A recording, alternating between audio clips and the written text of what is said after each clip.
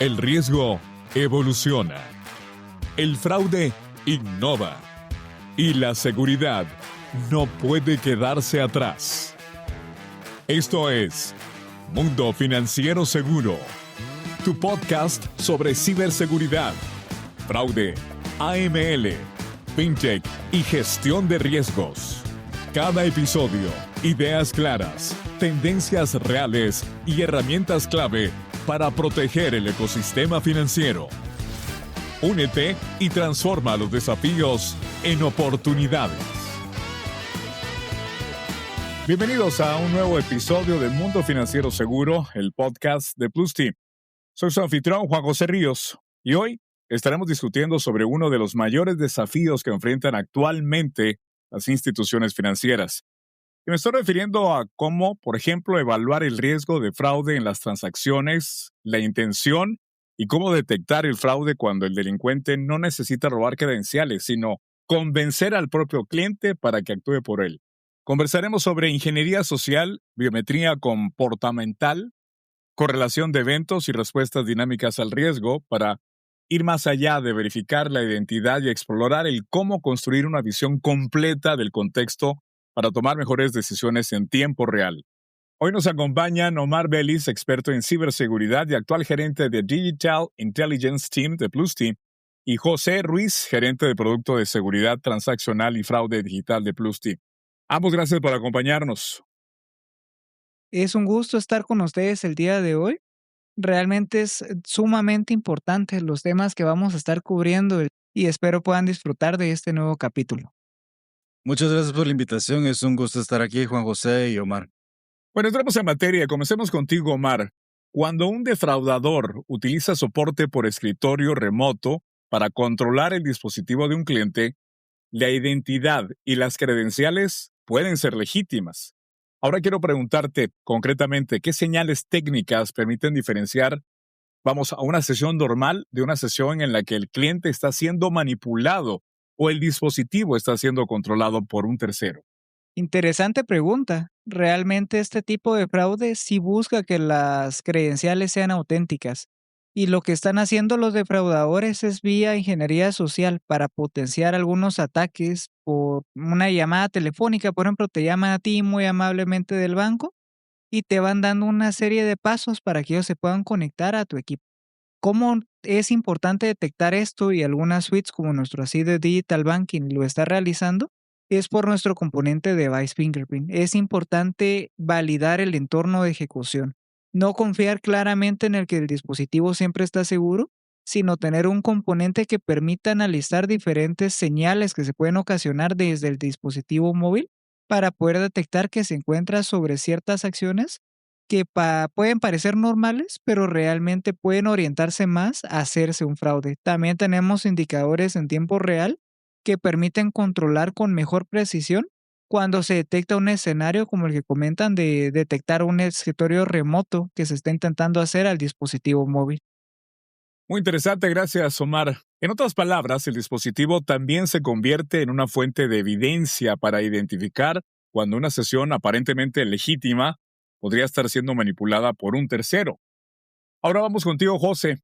Frente a deepfakes, voces sintéticas y documentos generados con la IA, ¿por qué las instituciones financieras deberían dejar de enfocar su estrategia únicamente en comprobar quién es la persona y comenzar también a validar si su intención, comportamiento y operación son coherentes?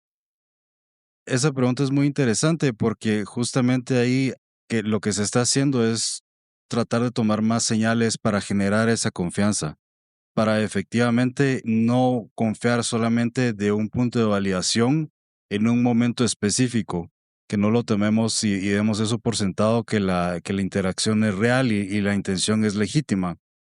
Creo que esta pregunta y realmente la costumbre de operar así viene de cuando operábamos con canales tradicionales, en donde pues simplemente por la naturaleza de estar tratando entre seres humanos y porque realmente había una interacción real, en donde de forma tácita o implícita había ciertos controles que nos permitían ver continuidad y mantener la confianza de saber que estábamos tratando con la misma persona en todo ese momento.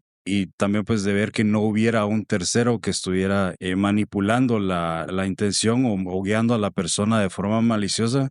Eso es algo que perdimos con el crecimiento de los canales digitales, pero que entonces ahora lo que debemos hacer es buscar validar las formas alternas de mantener esa confianza.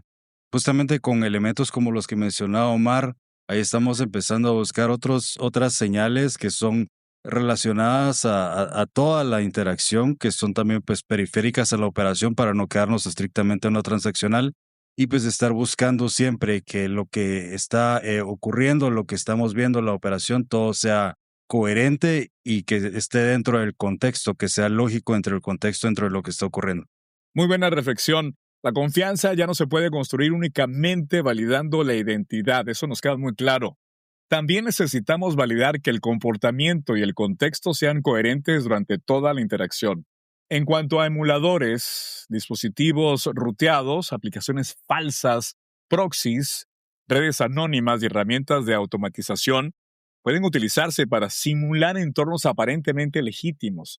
Ahí cabe la pregunta: ¿cómo debería una arquitectura antifraude correlacionar estas señales del dispositivo con la biometría comportamental, la navegación y la operación financiera para evitar depender de un único indicador? Sí, es posible hacer todo esto. Usualmente los delincuentes utilizan muchos emuladores o dispositivos ruteados porque estos dispositivos que tienen mayores permisos tratan de engañar a los sistemas operativos indicándoles que no son emuladores, indicándole que no son superusuarios y abusan de algunas de estas características para desbloquear algunas opciones que se tienen a nivel de institución. ¿Qué es lo importante que debemos de realizar? Es aplicar una defensa en capas, una defensa que nos permita detectar desde qué es lo que está pasando en el dispositivo, correlacionarlo con la capa biométrica, porque en la biometría es algo que un delincuente no va a poder engañar, y si lo intenta engañar va a ser muy sintético la información. Y finalmente yo agregaría que es muy importante correlacionar todo esto con el análisis transaccional, porque eso también es otra capa que nos permite terminar de identificar ciertos patrones en lo que el cliente está realizando. Nos queda muy claro, Omar. Al final, ninguna señal por sí sola es suficiente y el verdadero valor está en correlacionarlas para obtener una visión mucho más confiable del riesgo.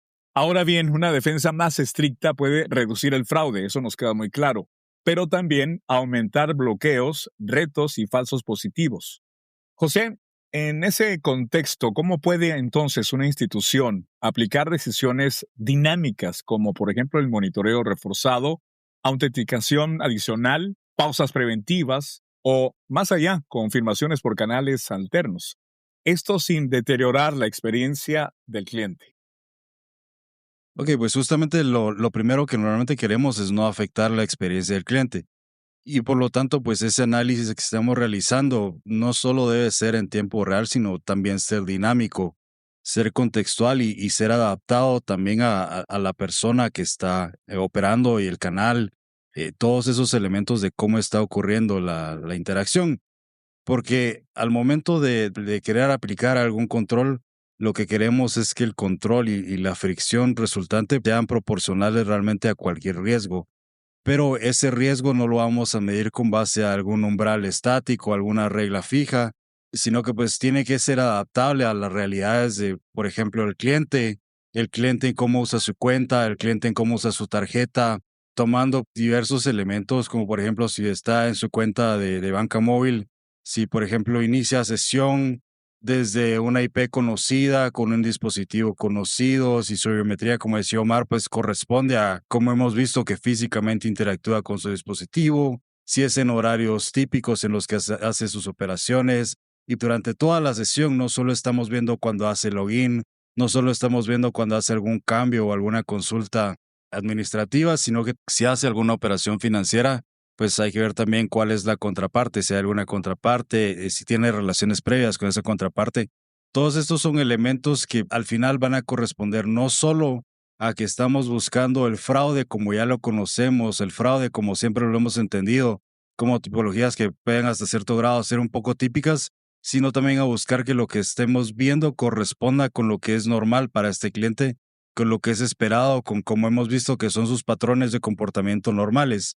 Y pues conforme vamos viendo esas desviaciones, vemos que variando ese nivel de riesgo, si vemos que ese nivel de riesgo va aumentando y vamos a aplicar fricción, esa fricción tiene que ser proporcional. Ahora, ¿qué controles, qué fricción vamos a aplicar? Eso va a depender específicamente de cada canal, del riesgo específico que estemos viendo. Porque, por ejemplo, si lo que estamos viendo es que pudiera ser que fue un robo de sesión después de que hubo un cambio de contraseña, un cambio del número de teléfono, y queremos autenticar para estar seguros, si lo que vimos fue que hubo un cambio de teléfono y ahora hay una sesión anómala, no queremos enviarle un mensaje de texto, queremos que esa autenticación que le podemos estar enviando por un OTP, pues que sea por un canal más seguro, que no pudiera ser el que fue comprometido en ese caso. Eso es justamente ese dinamismo lo que queremos ver, pero tiene que ser en respuesta al riesgo específico que vemos y en proporción también el riesgo que veamos.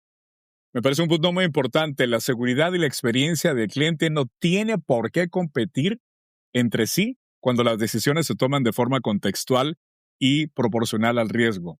Omar, entonces hablemos de un ataque de suplantación que puede comenzar, por cierto, con phishing, continuar con una recuperación de contraseña, incluso un cambio de teléfono, incorporar un dispositivo nuevo y terminar con una transferencia en un beneficiario recién agregado.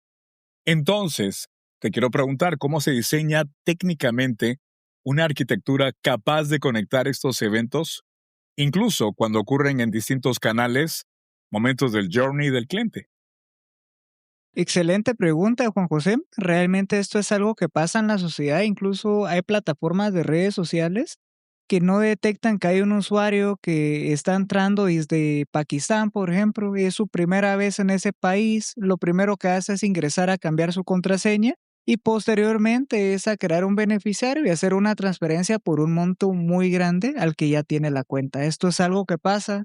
Es un fraude que uno lo escucha y dice, eso suena a fraude, pero que ocasionalmente no se tiene correlacionado. Es importante que también apliquemos una solución en capas. Es importante también no solo concentrarnos en login del cliente, sino detectar ciertas actividades como lo que es un cambio de contraseña, agregar un nuevo beneficiario o incluso hacer la transferencia para que también ingresen como eventos a plataformas como Monitor Plus para que lo vayamos correlacionando, porque ahí en Monitor, tomando todo eso que te comentaba de ejemplo, el nuevo inicio de sesión, nuevo dispositivo y una transferencia normal, hablamos de una orquestación de 4 capas que van a detectar que en las 4 capas suena fraude y se va a poder generar un bloqueo instantáneo para no perjudicar al usuario real.